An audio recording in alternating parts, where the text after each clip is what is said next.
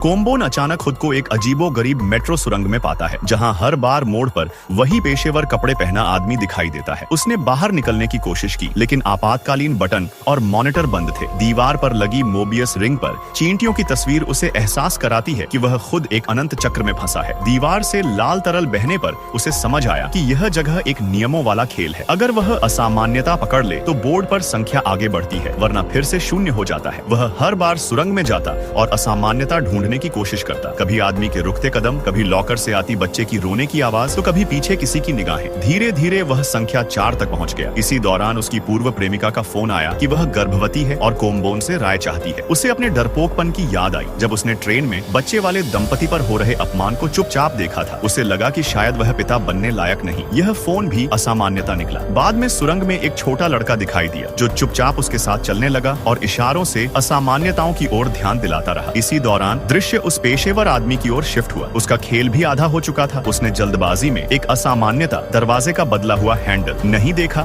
और उसका खेल फिर शून्य से शुरू हो गया। वह सीढ़ियां देकर भागना चाहता था, मगर यह भी जाल साबित हुआ और वह धीरे धीरे जॉम्बी जैसा बन गया। फिर कहानी वापस कोम्बोन और लड़के पर लौटी। लड़का बोल नहीं सकता था, लेकिन उसकी आंखें हर बदलाव पकड़ लेती थी। दोनों साथ साथ असामान्यताओं को पहचानते हुए आगे बढ़ते गए। अचानक बत्तियां बुझी और ऊपर सैकड़ों मानव अंगों वाले चूहे रेंगते मिले। यह दृश्य डरावना था, मगर किसी तरह वे बच निकले। संख्या अब 6 पर पहुंच गई थी। तभी अचानक बाढ़ का पानी सुरंग में भर गया। कोम्बोन ने लड़के को ऊपर धकेल दिया, लेकिन खुद बह गया। बेहोशी में उसने सपना देखा, समुद्र तट पर अपनी पत्नी और बच्चे संग हंसी खुशी जी रहा है। उसे लगा कि पिता बनना डरावना नहीं, बल्कि जिम्मेदारी और सुख का प्रतीक है। लड़का अंततः जागा और अकेले ही आगे बढ़ा। संख्या 7 हो गई और आखिरी बार वह सुरंग में गया। इस बार कोई असामान्यता नहीं थी और वह मोड़ से गायब होकर वास्तविक दुनिया में लौट आया। कोम्बोन भी सौभाग्य से पानी के बहाव से फिर शुरुआती बिंदु पर आ गया। यह उसकी अंतिम परीक्षा थी। उसने ध्यान से निरीक्षण किया, सब सामान्य पाया और आखिरकार 8 नंबर मार्ग से बाहर निकल आया। ऊपर आम लोग दिखे, जिससे उसे विश्वास हुआ कि वह समानांतर दुनिया से निकल चुका है। अब उसका डर खत्म हो गया था। उसने प्रेमिका को फोन मिलाया। वह अब पिता बनने के लिए तैयार था, मगर ट्रेन के डिब्बे में अचानक वही दृश्य दोहराया गया। बच्चे के रोने पर एक आदमी माँ को गालियां दे रहा था